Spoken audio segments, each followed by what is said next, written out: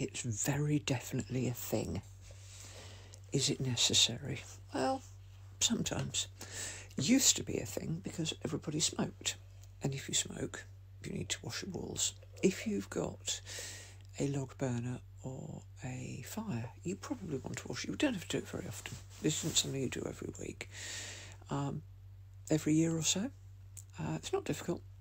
Do it in the spring when you can have the windows open. You get yourself a bucket. Now, in the UK, we use sugar soap. It's a particular sort of cleaner. In the US, they sell something called TSP.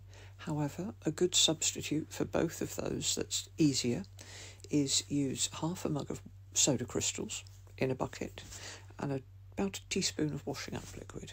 And you need some sponges. Decorator sponges are ideal, or old rags, doesn't matter which. And wear rubber gloves. That's my only caveat. Wear gloves. You move everything away and off the wall, and along the bottom of the wall you put something like an old dust sheet to protect the floor and collect the drips.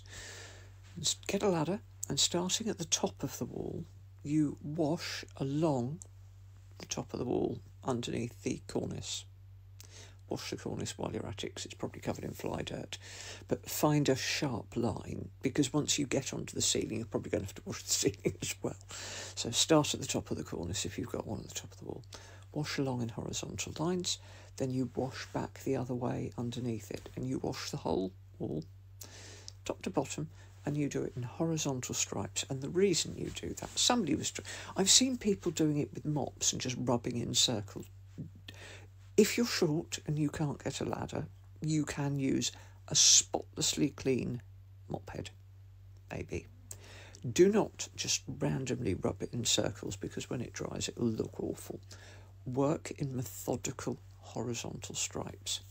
And the reason you work in those stripes is that you're working with gravity's a thing. Drips will run down, that's why you put the thing there. If you work up and down, you'll get the drips running, and at some point you will have a drip run and you won't wipe it off, and you'll be able to see drips when it dries, or weird circles.